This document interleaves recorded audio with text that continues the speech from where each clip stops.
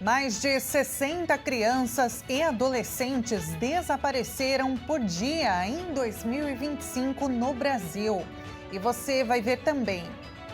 Fim do teste de baliza e uso de carro automático em autoescolas divide opiniões da população.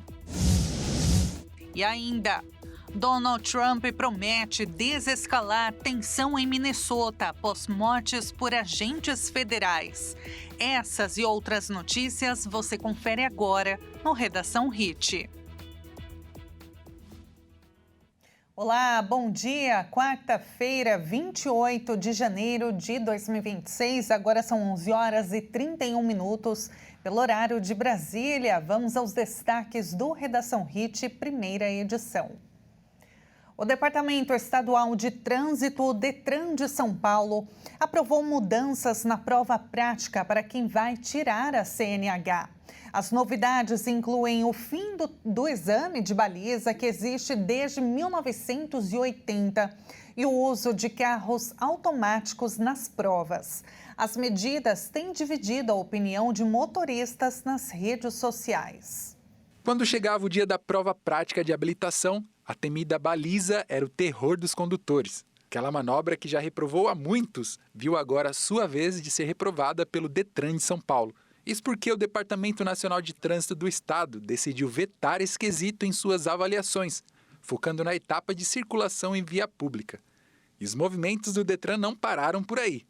Outra mudança muito importante foi a permissão do teste de direção com veículos equipados com câmbio automático. Porém, a pessoa que optar por fazer o teste com esse tipo de carro só poderá conduzir veículos nesta mesma categoria após a aprovação. Além de São Paulo, outros 3 estados também aderiram à nova regra: Amazonas, Espírito Santo e Mato Grosso do Sul. Essas medidas acompanham toda uma mudança recente no processo de obtenção da carteira de habilitação, que já está em vigor desde o dia 18 de dezembro do ano passado, quando o ministro do Transporte, Renan Filho, regulamentou essas novidades. Para o Daniel Paião, proprietário de uma autoescola, essas mudanças são válidas, mas podem dar margem para outros problemas muito maiores. Existem alguns pontos nessas alterações, por exemplo, no carro automático, que é interessante, né? Se a pessoa opta em dirigir um carro automático, ela tem a liberdade de dirigir somente um carro automático. Mas como será feito esse controle? Porque hoje, para você ter um carro automático, né, especificamente na CNH, que você é obrigado a dirigir apenas um veículo automático, você tem uma restrição que é remetida a uma restrição física, restrição médica. De fato, muitas mudanças significativas aconteceram em todo esse processo. Uma das principais foi a diminuição das horas práticas obrigatórias, de 20 para apenas 2 horas.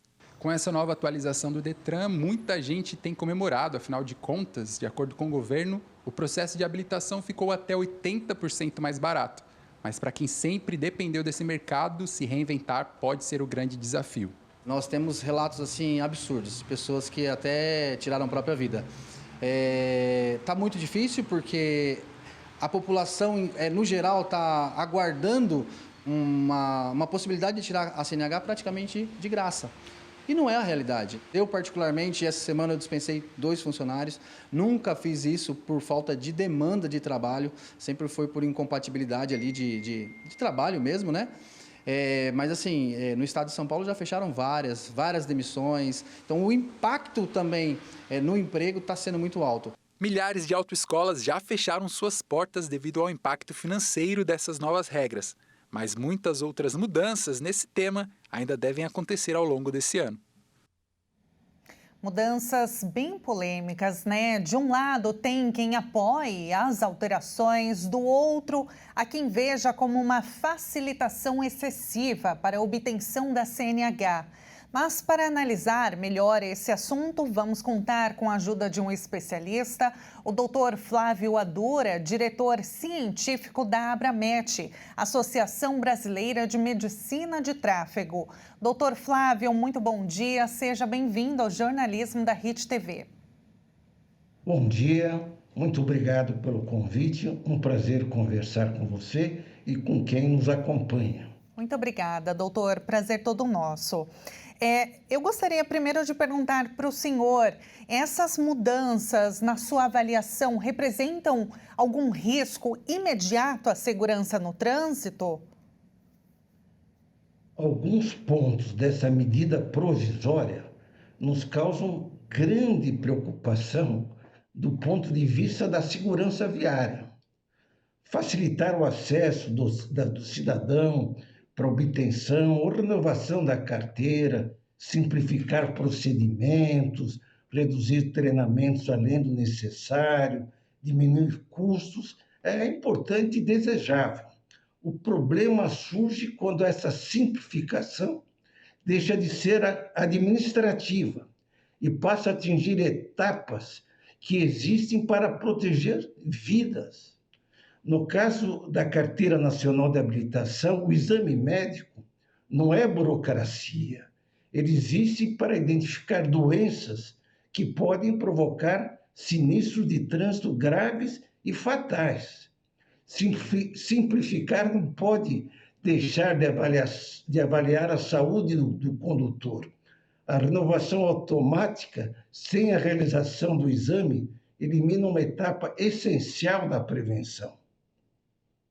Então, doutor, no caso dessa renovação automática, é um perigo, né? Então, porque muitas pessoas podem, ao longo desse período, desenvolver algum tipo de enfermidade, de doença, que possa ocasionar algum tipo de acidente no trânsito. Com certeza. Quando falamos em renovação automática, é importante olhar para os números da saúde da população brasileira que dirige hoje. De 18 a 70 anos, que são normalmente os que dirigem, nós temos no Brasil cerca de 15 milhões de pessoas com diabetes, que tomam medicamento e têm um risco na direção grave de hipoglicemia. Cerca de 10 milhões com cardiopatias, que podem ter mal súbitos na direção veicular. Tem condutores com epilepsia, tem pessoas com distúrbio do sono, com doenças mentais. Doenças mentais são mais de 30 milhões de brasileiros. 1 milhão de pessoas com doenças cognitivas, a conhecida doença do Alzheimer. E sem falar das pessoas que tiveram infortúnio de ter uma deficiência e que precisam dirigir carros adaptados. Todas essas pessoas têm que ser avaliadas, né? E poderão ser aptas, mas com restrições, com determinadas condições, né? Ou mesmo serem consideradas inaptas temporárias. Renovar automaticamente a Carteira Nacional de Habilitação sem o exame médico significa expor a população a riscos que podem terminar em tragédias evitáveis. Daqui a alguns anos a gente vai ver, né, doutor, então, o resultado dessas mudanças. Com certeza. O fato do condutor não ter cometido infração no último ano, que é a condição para a renovação automática, não quer dizer que o motorista esteja apto para dirigir. Infarto, condução, acidente vascular cerebral, hipoglicemia não são precedidos por infração de trânsito. Não aparece no prontuário de multas chamado bom condutor. São doenças que representam risco real à condução, né? Que só são identificadas e avaliadas por meio de um exame realizado por um médico do tráfego. O radar não detecta arritmia, a câmera não identifica epilepsia, só o exame médico faz isso. Multa avalia comportamento, o médico avalia o risco à vida. Trânsito seguro se constrói com responsabilidade, ciência e compromisso com a vida. Adicionando uma informação, doutora, isso que o senhor está trazendo aqui para a gente, de que as mortes em acidentes de trânsito na cidade de São Paulo subiram no ano passado e aí atingiram o segundo maior patamar da série histórica. Então, de certa forma, preocupante sabermos dessas alterações diante desse cenário, né, de mortes no trânsito. Agora, eu queria perguntar para o senhor com relação ao uso de veículos com câmbio automático nas autoescolas. Isso pode prejudicar a formação do condutor? Só que, em contrapartida, a gente tem visto cada vez mais esses veículos no trânsito, né? Estão cada vez mais frequentes. Ou, no caso, tudo bem, pode manter assim, né, o uso de carros automáticos, mas, junto com essa mudança, deveria vir uma diferenciação clara na habilitação de que a pessoa só dirige carro automático, assim como, por exemplo, pessoas com deficiência. Exato. Como é hoje, quando o condutor ele tem que dirigir um veículo com transmissão automática, na carteira de habilitação dele vem assinalado, né, por uma codificação, é uma letrinha D, que ele é obrigado a dirigir veículo com transmissão automática. E por quê? Muitas vezes, quem sabe dirigir um veículo com transmissão automática não sabe dirigir um veículo mecânico, e vice-versa, né? Então, não é possível dar uma única condição. Se o indivíduo fez um treinamento, fez a prova prática no Detran com veículo com transmissão automática, ele deverá dirigir só veículo com transmissão automática. E também o contrário é verdadeiro. Isso é importante porque a gente vê com frequência pessoas que se habilitaram aprendendo a dirigir um veículo mecânico, quando foram dirigir um veículo com transmissão automática, se envolveram em sinistros com consequências muitas vezes graves. Agora, doutor, qual que é o principal desafio da segurança no trânsito no Brasil? Os sinistros de trânsito hoje, eles estão subindo. Como você falou, na cidade de São Paulo, os dados mais recentes mostram que eles estão aumentando. Então, nós não podemos flexibilizar medidas administrativas, mas não procedimentos essenciais. Nós estamos falando, em termos de Brasil, a cada ano, nós estamos nos aproximando de 40 mil mortos no trânsito brasileiro, cerca de 400 mil internações hospitalares, que resultam em aproximadamente 70 mil cadeirantes. São muitos fatores, né? Velocidade excessiva, dirigir sob efeito de álcool, drogas, falando ao celular e a saúde do condutor, né? Então, entre esses fatores, todos eles são previsíveis e evitáveis. Por isso que nós não falamos em acidentes. Acidentes dá conotação de que é uma coisa que ia acontecer mesmo. Nós chamamos de sinistro porque eles podem ser prevenidos. É nesse sentido que a Abramet entende que essa medida provisória merece revisão, para que possamos avançar na modernização, mas sem renunciar à proteção da vida. A intenção pode ser boa, mas o efeito colateral vai ser grave. Nenhum país que reduziu mortes no trânsito renunciou a uma avaliação médica para renovar a CNH. Facilitar processos não pode significar flexibilizar a vida. E eu falo aqui como médico e diretor científico da Associação Brasileira de Medicina do Tráfego, uma sociedade que há mais de 45 anos atua na defesa da vida no trânsito.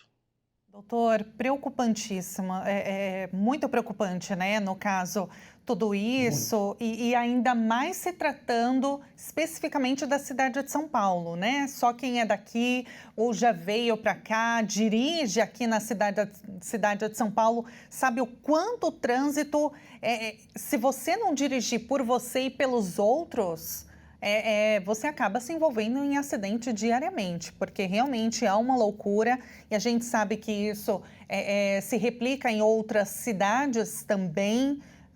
Muitas pessoas, né, infelizmente, acabam não respeitando as leis de trânsito e é isso que o senhor trouxe aqui. Acaba flexibilizando e colocando vidas em risco. Então, isso é muito preocupante e veremos o resultado daqui a alguns meses, talvez. Doutora, olha, muito obrigada pela sua participação, pela sua análise aqui, contribuindo para o nosso jornalismo. Foi um prazer enorme e eu espero falar contigo em breve. Muito obrigado mais uma vez. agradeço a oportunidade para falar sobre um tema de tremenda importância. A vida, né? Salvar vidas no trânsito, no asfalto, é uma missão de todos. De todos, para ontem. Muito obrigada, doutor. Um ótimo dia. Nós acabamos de ouvir a análise do doutor Flávio Adura, diretor científico da Abramet.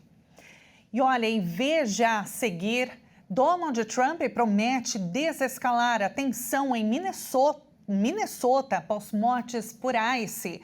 E antes do intervalo, vamos ver o tempo na cidade de Boa Vista, Roraima, 28 graus, aliás, 27 graus. O Redação Hit volta já.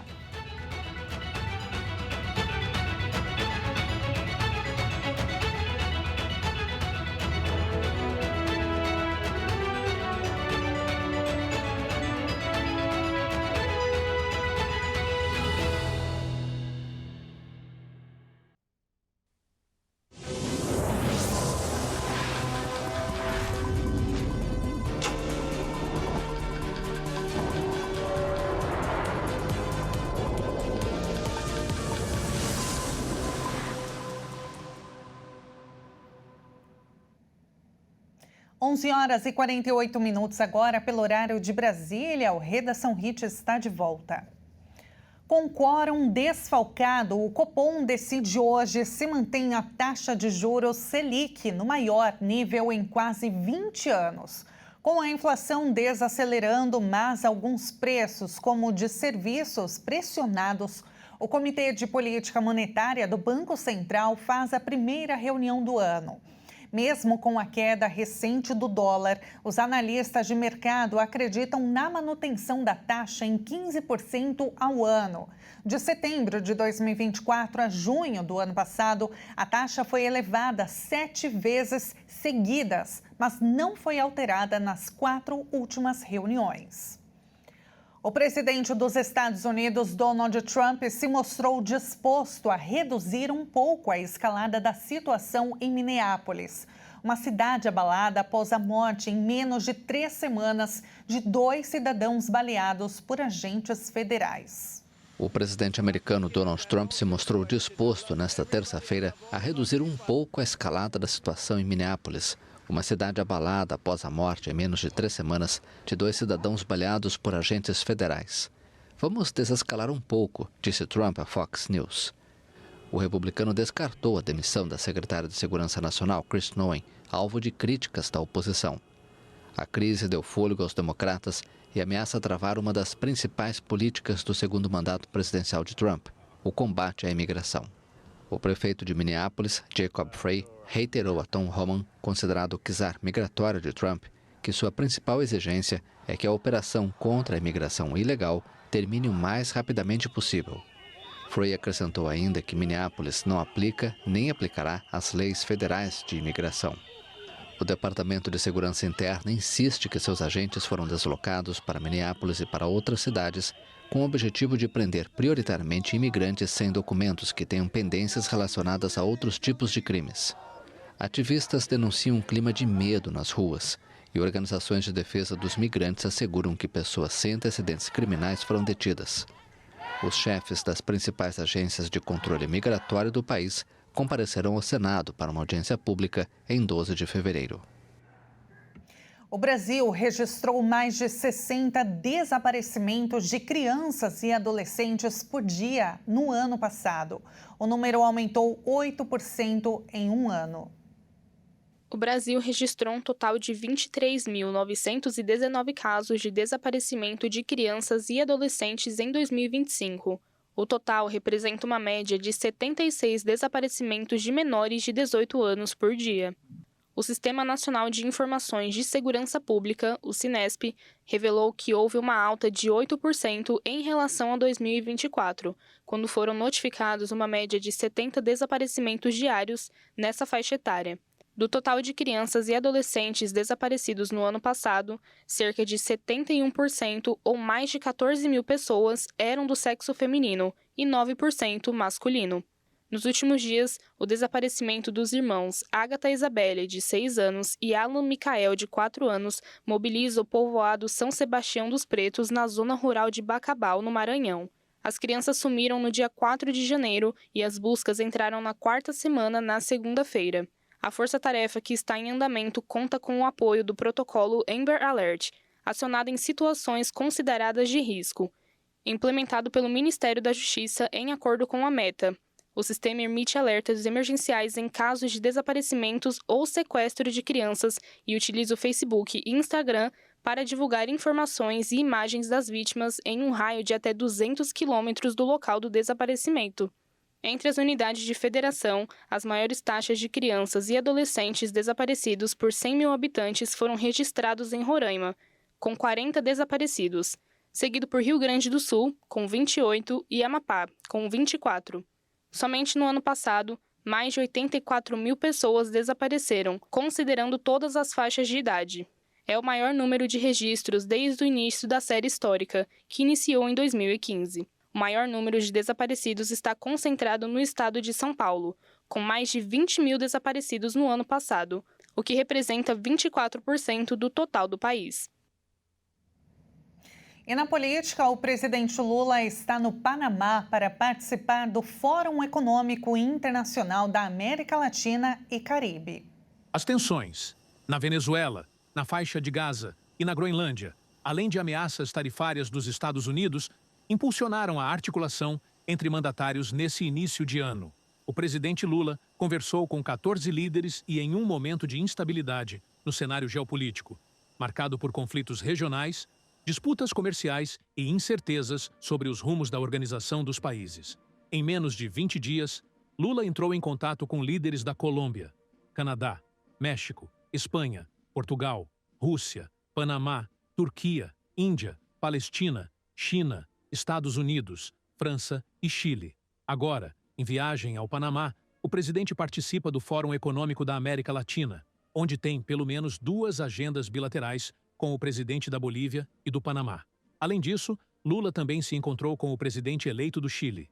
Entre os assuntos tratados estão o acordo entre Mercosul e União Europeia, a proposta de criação de um Conselho da Paz, apresentada pelo presidente dos Estados Unidos, Donald Trump, e a situação de tensão política na Venezuela. O governo brasileiro tem buscado defender o multilateralismo e ampliar o protagonismo do país em debates sobre paz, segurança e comércio internacional.